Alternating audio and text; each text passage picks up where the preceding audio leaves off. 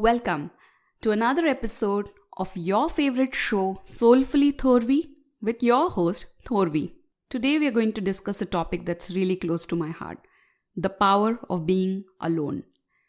Being alone has been feared and looked at with pity for all of human existence, mainly because we are social creatures, and in the wild, the prehistoric human had to stick together to better his chances of survival. Now that makes sense. But that survival in the wild is no longer a concern. Many people are preferring to live alone nowadays, at least aspiring to live alone. There is a kind of power in being alone. Only those who have tried it will understand. I want to clarify. By being alone, I do not mean being lonely. That is a different emotion. They are completely separate. One can be lonely even when surrounded by a huge family. Being alone is a choice. It does not also mean being single. A couple can be in a fulfilling relationship and yet enjoy their own space. They may thrive actually due to the fact that they get short spans of time on their own. It is completely a preference. I will not say being alone is superior or inferior to living with others.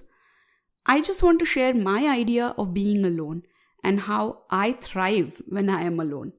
If anyone out there feels the same, I want to assure you, it is not unnatural. You are perfectly fine, and I would actually reckon you are a silent force with the power to manifest greatness. Greatness demands silence. Silence within and silence without. All great inventions, ideas, literature, sculptures, paintings, anything great was always conceived in silence. When the inventor, the painter, the creator, they were alone in their own thoughts. We've all heard the famous story of Newton and the apple. Newton was sitting alone under the apple tree, and when the apple fell on his head, he was able to observe it as gravity. Imagine now if he had been sitting with a group of friends. As soon as the apple fell on his head, they would have all erupted in laughter, and in his embarrassment, gravity would have been unnoticed at that moment. Maybe it would have occurred to him later, but the point is, greatness and mastery are achieved only in being alone.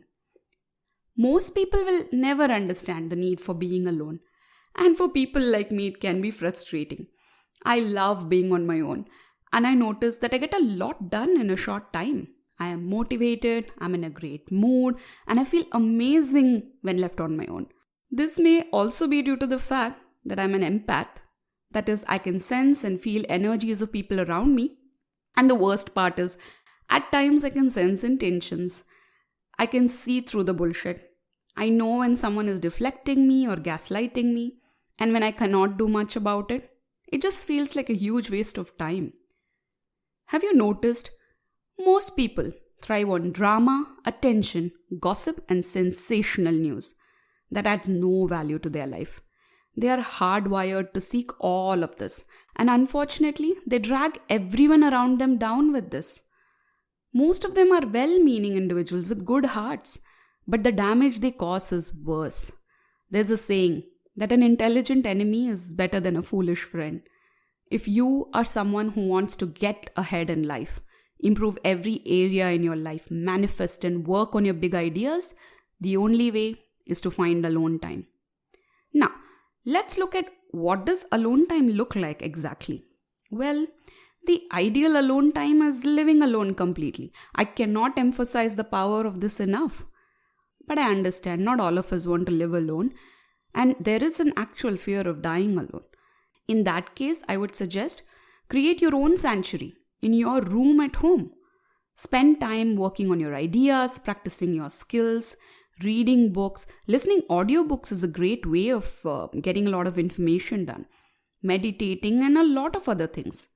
If you do not have the luxury of your own room, then I suggest start visiting quiet places like the public library for an hour or so, or a quiet temple, church, gardens.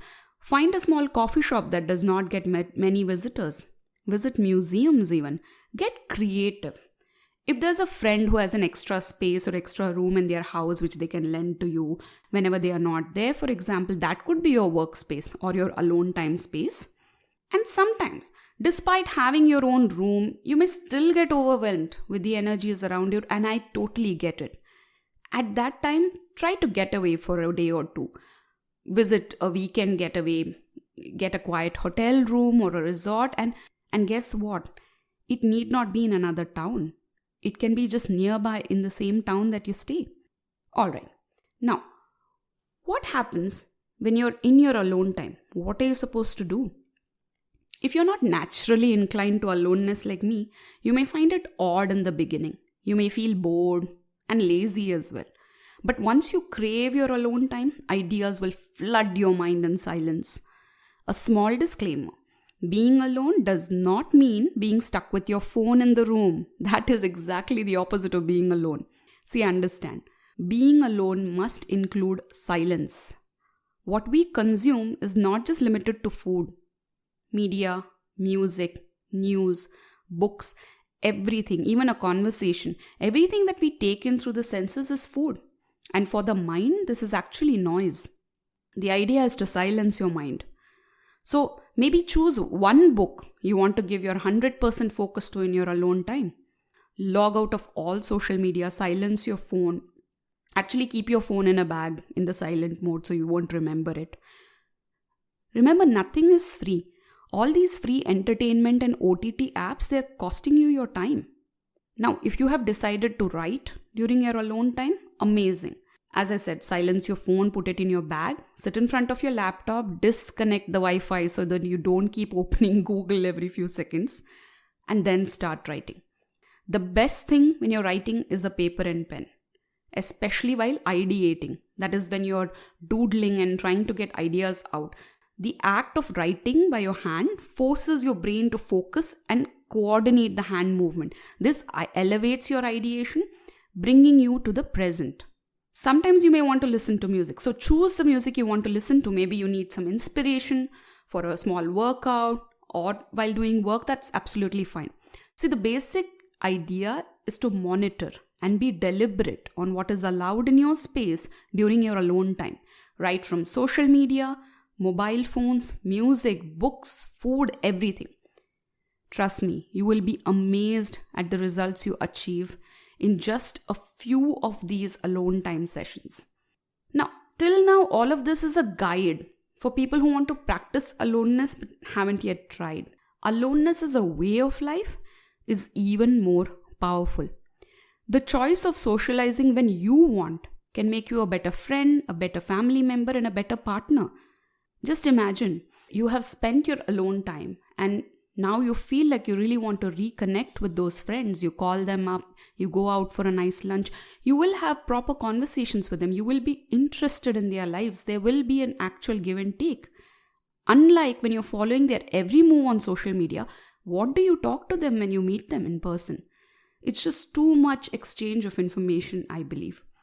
The balance is maintained better when you're not constantly bombarded by people and their need to acknowledge whatever they are talking, doing, sharing. Why? And it can get especially tricky with family, especially when you have young kids or aging parents. Aging parents especially, they need a lot more attention and they tend to get hurt easily too, isn't it? But then here is the key. If we practice being alone now, seeing it as a positive thing, then when we become old, we will not dread it.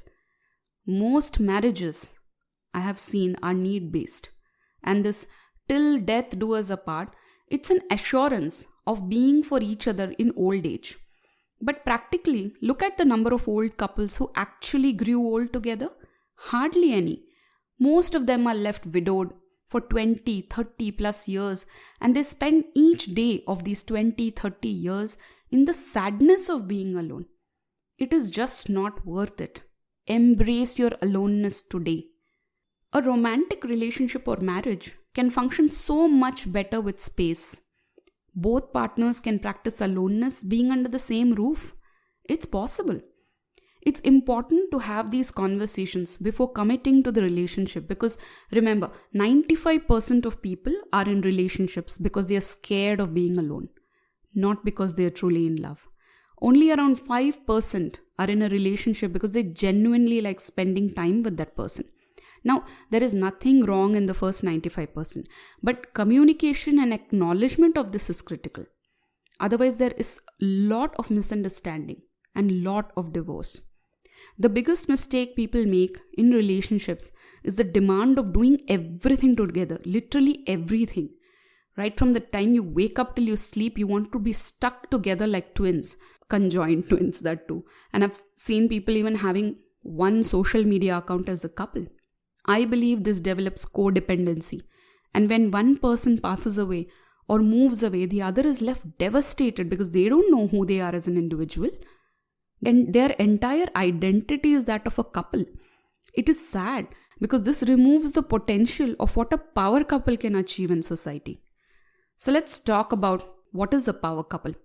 A power couple is not necessarily rich in terms of finances or wealth. A power couple is when two strong individuals function seamlessly together, maintaining their individual identity, respecting each other's privacy, each other's boundaries, and alone times, and yet wanting to be together. And when they are together, they have the power to bring positive changes to society. Let's look at some examples. My favorite are Michelle and Barack Obama. They are such a nice power couple. They have maintained their individuality, and yet together they influence millions with their way of life and thought. Instead of aspiring for temporary love craziness shown by movies, I urge you all to aspire to become a power couple that influences the lives of hundreds. Another such couple is Dr. Prakash Amte and Dr. Mandakini Amte. They dedicated their entire life to serving the tribal communities of central India. They lived in the interior villages surrounded by thick forests, performing life-saving surgeries with little to no equipment, no lighting. They saved hundreds of lives. And they also saved and nurtured hundreds of wild animals, abandoned as babies or injured due to hunting or poaching. They are so inspirational. To achieve any of this, you must first know who you are. What do you like? What makes you happy? What drives you? And no one can answer these questions for you but your inner self. You can only hear your inner self in quietude and silence. Once you start practicing it, you will fall in love with it. And guess what? You will be perceived as dangerous by others. People are in awe of those who can be alone, happy, at peace, and sure of themselves. Your self-confidence will soar. You will think clearer. You will get ideas that can change the world, and you will become super productive. When you decide that you want to socialize, you will have a great time because you'll look forward to meeting your friends and you'll be genuinely interested in their lives. In silence and stillness, there is stability. The sort of stability that is eternal. Let's look at another example. Let's take an atom. We all know atoms are made of protons, electrons, neutrons, and it's all considered one unit. Many atoms form a molecule, and many molecules stacked together create matter. The strength of matter is in the fact that the atom as a single unit holds it together with other atoms. Now, imagine if atoms started losing their identity and interfering with each other. Matter would collapse. We will all become nothing in a few seconds. The entire universe is functioning due to the fact that atoms hold together in their individuality and give the strength for matter to form, sustain, and evolve. We are each atoms, unique identities that cannot be replaced. Collaboration can only work when we are together, united, yes, but unique. Explore your uniqueness in quietude, isolation, and silence. Make time for it in your daily life. I promise life will not be the same again. And if anyone you know loves their alone time, understand, back off, don't badger them, don't tell them they are weird or odd. They are far ahead in the game of life than you. So observe them, learn from them, interview them on their experiences with aloneness, and evolve. Let's all evolve together. Here's wishing you all a very happy Valentine's Day. Love you with all my heart. Until next time, signing off, your host, Thorvi.